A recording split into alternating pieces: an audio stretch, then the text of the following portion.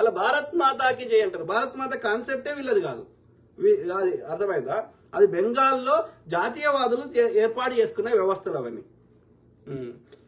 ఈడ RSS Nagpur చెడ్డి gang కాదు.